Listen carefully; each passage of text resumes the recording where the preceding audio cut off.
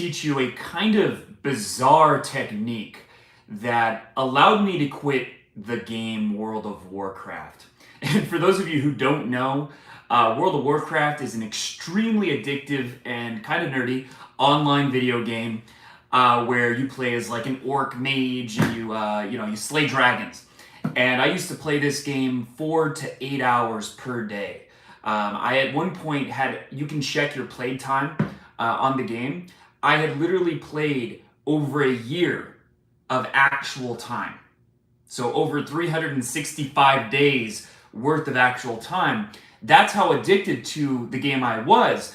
And just by using this technique a few times, I was able to very quickly quit World of Warcraft for years. I played a couple times like 3 years later, but I never even was able to get into it again after using this technique.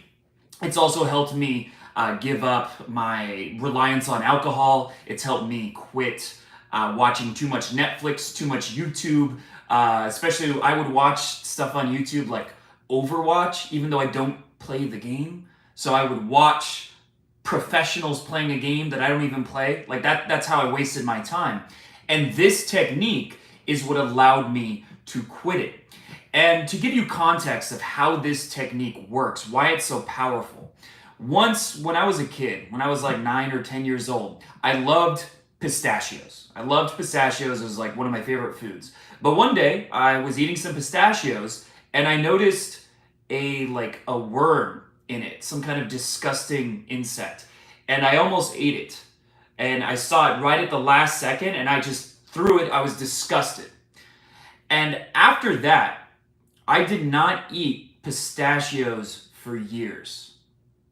I did not eat pistachios again for years because it created this emotional association in my mind that pistachios equal something disgusting.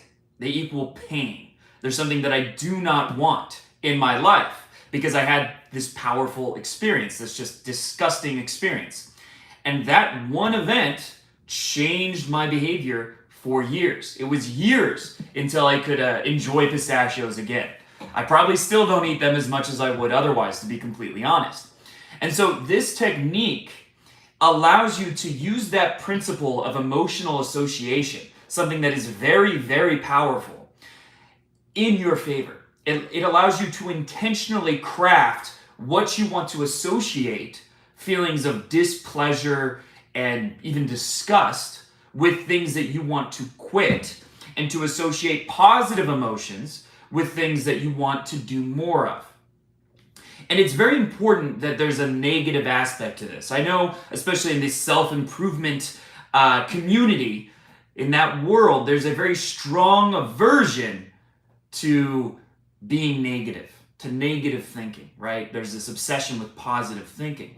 But actually, negative emotions are more powerful at shaping our behavior than positive emotions. This has been found with tons and tons of scientific research. It's just how our minds work. We value avoiding the negative more than going towards the positive. And because of that, it can be very powerful to have positive visualizations where you imagine yourself, making more money or working harder and getting success. Those things can be motivating, and it's something I do encourage people to do. Not for the law of attraction, but because it gives you more psychological drive to take action. But what's even more powerful than that is the opposite, is making a negative association to something you don't want. And this technique is something that I got from Tony Robbins. Some of his advice is brilliant and extremely powerful. Some of it I think is just off and not good. But this is something that genuinely changed my life. And it's called the Dickens pattern. And it might sound a little bit cheesy, a little bit goofy, or like too self-helpy. I was someone who resisted it when I first heard about it because of that. Because I was like, that's some like pseudoscientific bullshit. But I decided to give it a try, and after doing it a few times, it genuinely did change my life. So how do you do the Dickens pattern? The way it works is you want to imagine something that you want to change in your life. So let's say you want to be more productive, and the thing that's holding you off from being productive is you're playing too many video games, right? We'll use myself as an example. You're playing World of Warcraft too often, and it's holding you back from getting the success you want. You don't feel like you have control over it. It has control over you. And this could apply to social media, it could apply to watching too much TV, drinking too much, anything that is restraining you from having the success you want in life. And so that's what I don't want. And so what you do is you imagine your life 1 year in the future if you haven't given up that bad habit. So if you still are watching, if I'm playing World of Warcraft 4 hours a day, I imagine what would my life be like in a year. And I add as much emotion, as much visual detail, as much even physical sensation, like feeling things, as many of your senses as possible, even smell, if you can find a way to get smell in there, because the more senses you add, the more emotion you add, the more powerful the association you make will be. So what I would imagine with World of Warcraft, I would imagine myself, if you've ever seen the South Park episode about World of Warcraft where the kids just become super disgusting, and they're like, Mom, Metro, please! And they've gotten really fat and just awful. I kind of imagine myself like that. I imagine myself having gained weight.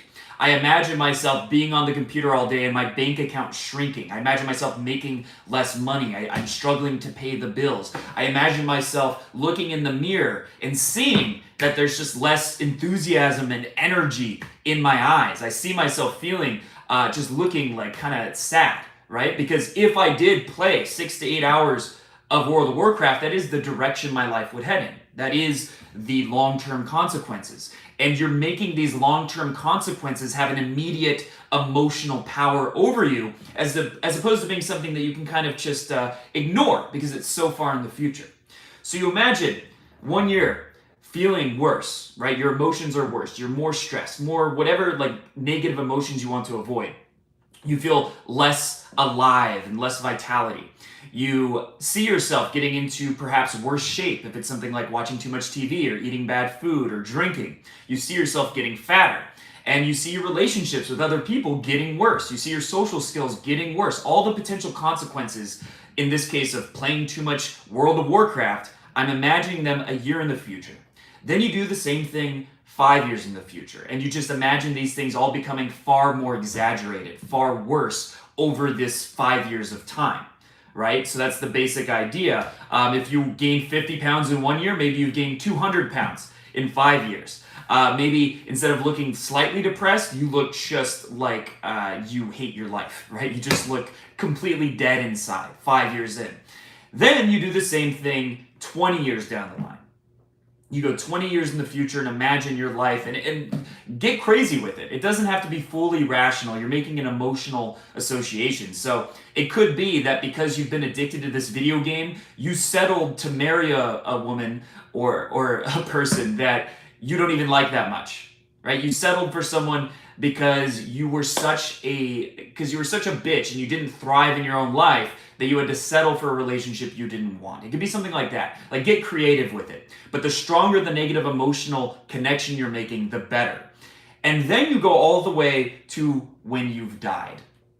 You go to your funeral, and you imagine the kinds of things people are going to say about you because you went down this path, because you didn't give up this negative habit that you wanted to give up. So let's say because I played World of Warcraft, people are saying he had a lot of potential, but sadly he did not reach his potential, right? Sadly, he spent so much time addicted to video games that we don't know what he might have accomplished otherwise. Or saying things like, man, he was an asshole, right? Just having people be relatively negative at your funeral about who you were because of this decision.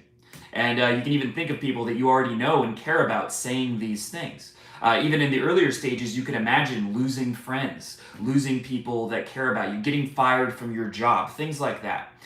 Then you do the opposite. You do a reset, like you take a break, get up for a second, reset your body. And then what you do is imagine if you do quit this bad habit, if you do make the change that you want to change. So in my case with World of Warcraft, I imagine myself quitting World of Warcraft, and instead I'm spending my time writing. I'm spending my time socializing. I'm out going on adventures and traveling and living a life that is adventurous and exciting and fulfilling. And so I see myself a year in the future, I'm making more money. I have more friends. I have just a better life in every way. I'm in better shape. I'm getting all the things I want to get. I'm achieving my goals because I've given up this thing that was holding me back. I see my bank account getting fatter. I see myself owning perhaps a Lamborghini or whatever it is you personally think that would be able to happen by giving up this negative goal, the things that you really desire. I see myself going out and meeting beautiful women as opposed to just being in my house alone, right? And then you do the same thing 5 years. Imagine your life getting even better. Imagine your life achieving everything you want, more and more and more, and then go all the way to 20 years in the future and imagine like all the potential benefits that could happen if you gave up this bad habit and all the good things you would be able to start doing and using your time on, all the things that you'd be able to focus on now that you've given up this thing that's holding you back. And then you go all the way to the point where you died, and now instead of people being disappointed, they're gushing about how amazing of an influence you were, how alive you were, how passionate you were, how you influenced everyone you met to live a better life because of the kind of person you were. And that all came from this change that you made. So that's the basic idea of this visualization exercise. And I want to make it clear though, for it to work, you can't just do it once. You do it once, it's not necessarily going to make a difference. The first time I tried the Dickens pattern, I did it once and it didn't really do anything noticeable. But then I tried, it was like 4 or 5 times over the course of a week with World of Warcraft, with the example I've given you. And that was enough to quit World of Warcraft for several years. I never tried to play it again for several years, just from doing that 4 or 5 times. And at the same time, my positive habits also significantly improved because I associated giving up this negative habit also with making positive changes. So you're not just giving up something negative and you might replace it with something else that's negative. You're giving up something negative and now you're more motivated and driven to replace it with something positive. That's the beautiful thing about this technique. So by doing this, I would still try to play World of Warcraft because it was such a strong addiction, but I would feel almost sick. I would feel bad while doing it, and then I would not want to do it, at least not more than like maybe 20, 30 minutes, and I'd be like, why am I doing this? This is not what I want to be doing with my life. Now, you don't want to do this technique with something that you have control over, right? Something that is not bad for you, right? It's got to be something that is in control of your lifestyle, that is really restraining you from having the life you want. So if it's something that you do for like an hour a couple times a week, right? You play video games a little bit, I don't think it's necessary. But if it's something where you feel you're addicted to playing video games, you don't have control over it, you're addicted to TV, Netflix, whatever, which, look, a lot of us are. I'd say most people have some addiction like this, whether it's social media, video games, TV, something that we just don't have control over because it has so much power over our neurology at this point, right? It's so much of our dopamine release is tied to that activity. So if you have something like that, use this technique and you will not be able to do it in a way that is unsustainable anymore. You will not be able to do it for more than like 30 minutes. And you'll realize, did I even enjoy that? With World of Warcraft, I realized like it wasn't even fun. It was actually stressful. It was just this compulsive thing that I was doing that I didn't even get enjoyment out of.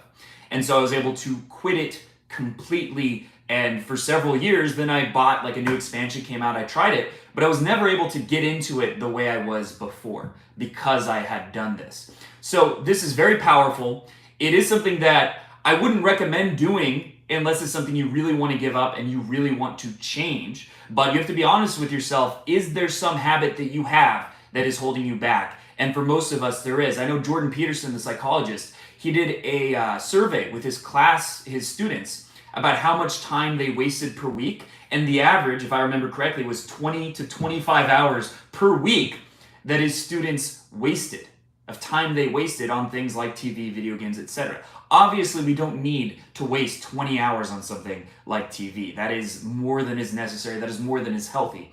So if you have something like that, this technique can be the watershed moment, the breakthrough moment that changes that forever. So I highly recommend trying it out for yourself. If you do, let me know what happened in the comments. But remember, you can't just do it once. To really get the effect, you have to do it multiple times, and then over time, the association will become more and more powerful, and you'll be able to quit that habit. And if over time, let's say a year later, you go back to it, well, you can use this technique again to refresh that association if necessary. So I hope you found this video useful. If you did, make sure to leave a like, share it with anyone else you know that has a bad habit that they need to break and that might be able to use this technique. And make sure to leave a like as well. And real quick, I'll just look at the comments that people have left.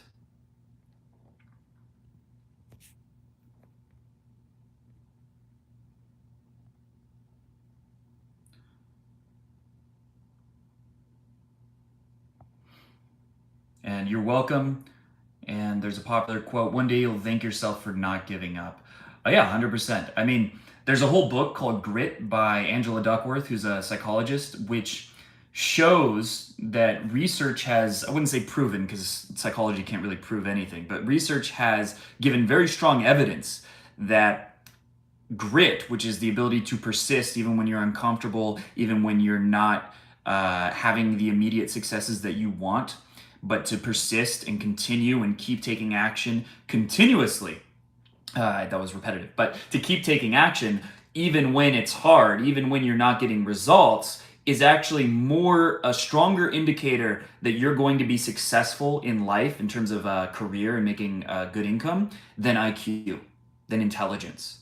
Grit is a stronger indicator of success than intelligence. Really think about that. And I mean, I'm someone who did not test into gifted and talented education when I was a kid, so I was not, I didn't have a super high IQ because that's basically an IQ test. And despite that, I was someone who was very determined to be good at school. And after high school, I read tons of books. I read about psychology. I read about learning. I read about all that kind of stuff. And I had a gritty attitude about that. And then in college, I got straight A's very easily. Despite when I was younger, it didn't come easily to me. It didn't come naturally to me. But because I was persistent and I didn't give up on myself, and just because teachers didn't tell me you have extra potential, they didn't put me on a pedestal like they do with some kids. Even though I had no reason to believe that I was special in terms of intellect, I managed to be a straight A student quite easily in college because of that grit. That was what made the difference. And that's really true for any goal. There is going to be a pain period where you're not having the success you want to have, and you have to be willing to accept that that's part of the process, that that's perfectly natural, and that over time you will get more and more comfortable doing it. The more, especially if you do it consistently, there's a momentum that builds. Even me talking to the camera, I naturally hate talking to the camera. It makes me extremely uncomfortable. I do not like not having real feedback. I don't like not having social feedback. I'm good at public speaking, but talking to a camera is very awkward for me. I've never liked it. Despite that, I've managed to build a YouTube channel that makes me 6 figures. It's not this one for anyone who's not subscribed to the other one, because I persisted through that discomfort. It didn't come naturally to me, but I was willing to put in the work. And now, talking to the camera right now, because I've been doing it more regularly lately, I'm a lot more comfortable doing that. There's a lot less ums and ahs. There's a lot less moments where I'm overthinking and trying to rehash what I said and questioning myself. And you're going to see my goal right now is to do a video on each channel, on both of my channels, every single day. On this channel, there'll be more lives, and the other channel, there'll be more edited type of videos.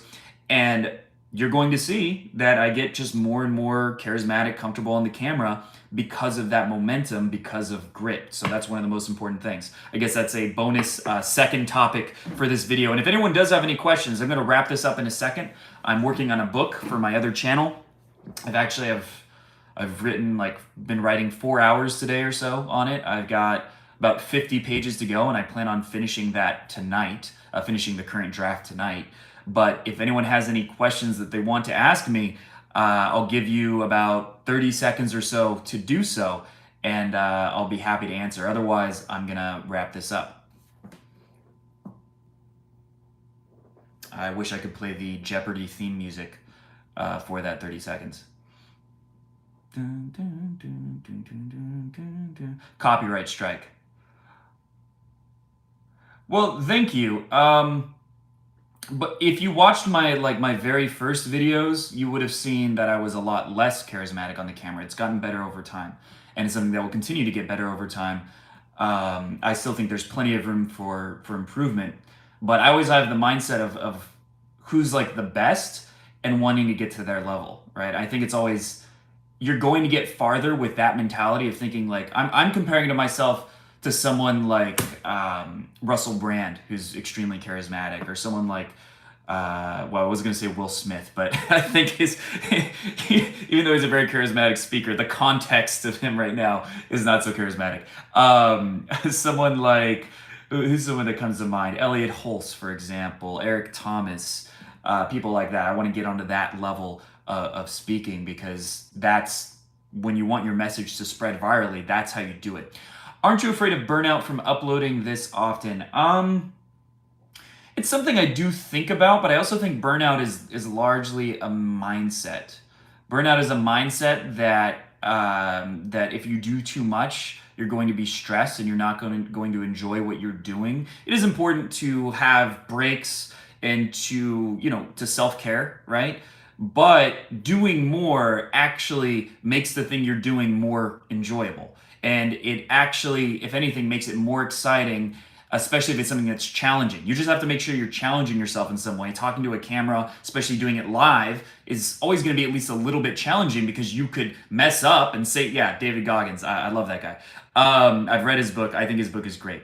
But by doing it more, something that creates some pressure, something that you have a live audience, for example. Writing also creates a certain amount of stress, because I know people are going to be reading it. So there's always this room for improvement, and that makes it exciting. So the only way you're going to burn out is if you have a mindset that doing too much is a bad thing. Right? Doing too much is going to stress you out. They've actually done studies. There's a psychologist known as his name is Roy Baumeister. He wrote the book Willpower, and he has tons of prominent studies.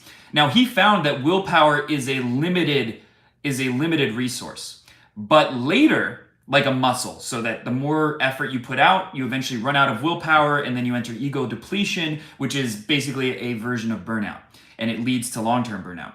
He later did a study where he had two groups of people, one group who believed that willpower was a limited resource, and another group that believed willpower is an unlimited resource, that you can never run out. And the group that believed it was limited would enter ego depletion after doing like a focused task, like doing math problems for 15, 20 minutes straight. They would run out of energy and eventually give up, and their ability to do the task would decrease. They would get worse at it. The people who believed they had unlimited willpower, that didn't happen. They were able to continuously perform at a high level. So a lot of these things, there's a degree of truth to them, but your mindset can really supersede a lot of the limitations. I could probably link the study in the description, but I've just read hundreds and hundreds of books about psychology. That's what I studied in school, that and creative writing. And I've just read tons of books. I find it fascinating. But if you looked up Willpower is Unlimited, Roy Baumeister, it would probably come up on Google, the study that I'm talking about. And let's see if there's any other questions.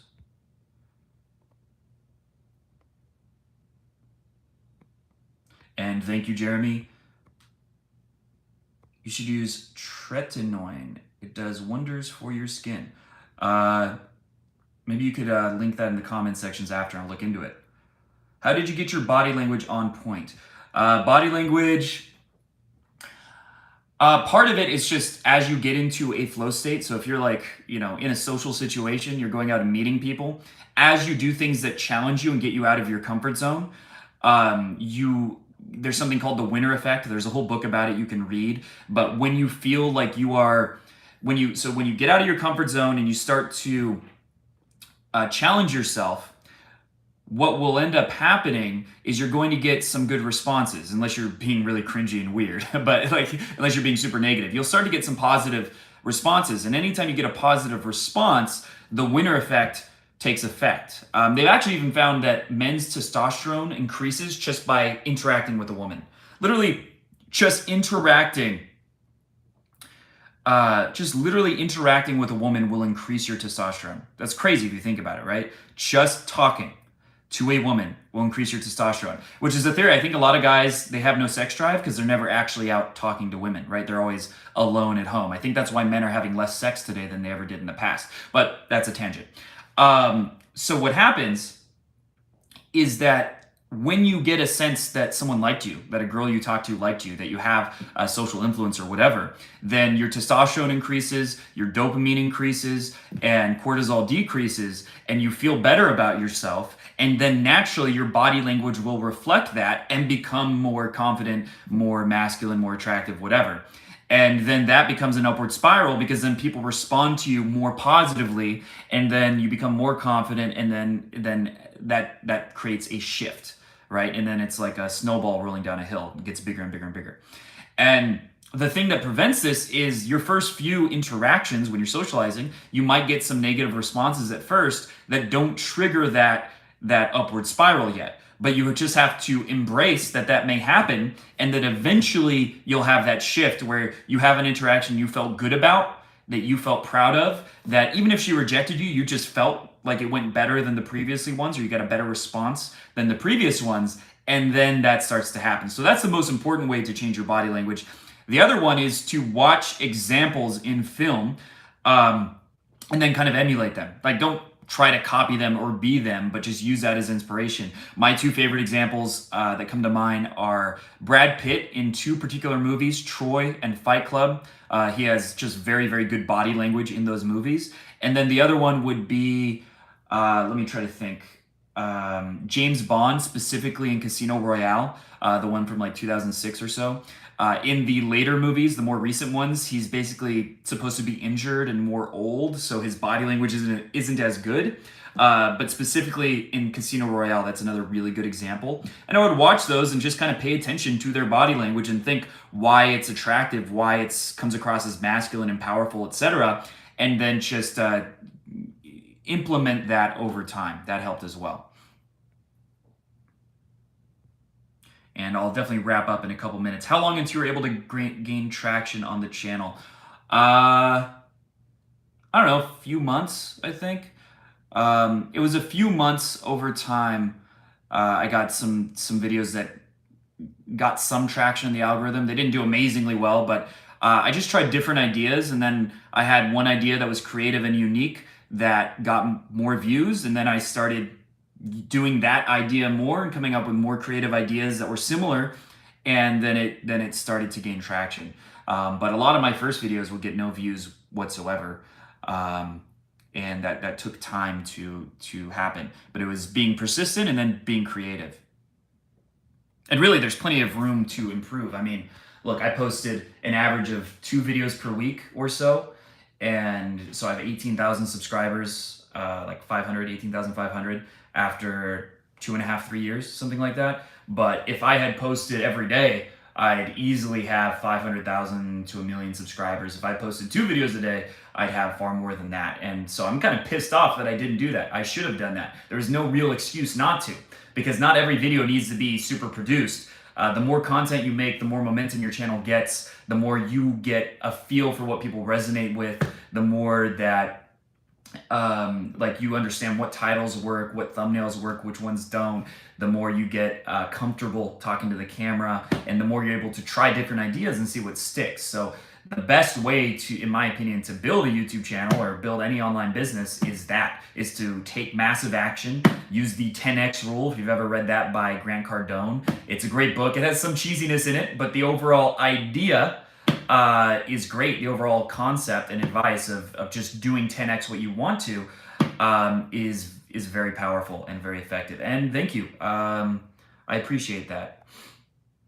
How do you protect your vibe from difficult people? You have boundaries with them, really, right? If it's someone that you have a long-term relationship with, you make sure that you get out of that or minimize at least the amount of time you have to interact with them and come with an escape plan. Like if it's a roommate or something, or you live with your parents, well, then your goal is to get out of that situation so that you can have more space and create boundaries. But if it's a short-term thing, but in the short term, you want to minimize the amount of contact that's necessary, and be firm with that. Like let them in your life as little as possible. If someone is negative, you have a toxic kind of connection. And then if it's just like a one-time meeting, right? It's someone you don't really know, you just get out of there as quickly as possible. You don't need to, diss them or like try to make them feel small, because then you're just creating more back and forth negative energy, and then it's going to affect you more. So even if you did make them feel like shit, you're also making yourself feel like shit. So what's the point? Right? It doesn't really accomplish anything. So let's say you're talking to a girl and she says some really fucked up stuff. I had one girl I talked to say that you have the body of a 12-year-old and a woman will never love you. And she said it with like shark eyes, like she meant it 100%. And the smartest thing I could have done there is like, cool. And then just peace out. Like, cool story, bro. Probably that would be what I did. Cool story, bro. And then just leave. But instead what I did is I started arguing with her and trying to like get the best of her. And that messed up my mood for the next like 30 minutes to an hour because I engaged with it as opposed to splitting off with it. Your ego wants to engage with it, but it's not really going to help in my opinion. I think it's better to just get out of those situations. All right, thanks for watching. I'm gonna be doing these every day unless, there's some crazy reason why I can't, but that is my plan. And if there's any topics that you want me to cover in videos, specifically about psychology or philosophy, then let me know in the comment section below. Did I have a mentor in pickup? Yeah, several. I didn't get any coaching. I wish I did get coaching. I was very poor growing up when I was like 21, 22, so I couldn't afford a boot camp or anything like that. But online, I watched a lot of Julian Blanc was very helpful. Owen Cook was very helpful, especially their earlier stuff from like 2012, 2000 to 2014. Then I think it fell off in a big way, to be completely honest. But that old advice really helped inspire me to believe that pickup was a real thing. Right, that it could actually work, that you could succeed with it. Whereas before, I had watched like David D'Angelo, and I didn't believe. I watched it and I tried his advice, and it didn't work. And I thought, does this guy really pull hot chicks? And I decided probably not, and maybe this is all a scam, maybe this is all a fraud. But then some weird friend of mine who actually was very awkward and would get kicked out of bars because of how awkward he was, he introduced me to Julian's content, and I was like, okay. This guy, I can tell, he actually pulls hot girls, right? This seems legit. And although a lot of it was kind of dark, like some of his advice was not something, it was very manipulative, kind of sociopathic, Machiavellian, to be honest, very dark triad. But it also inspired me to believe it was possible to get good at pickup, to succeed in game. And that was very helpful to me.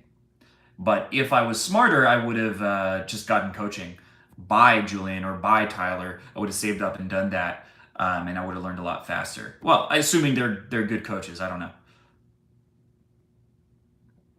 All right, and with that, I'm gonna wrap this video up, and just let me know what you want me to talk about in the future. And if you enjoyed this, subscribe, share it, like, etc.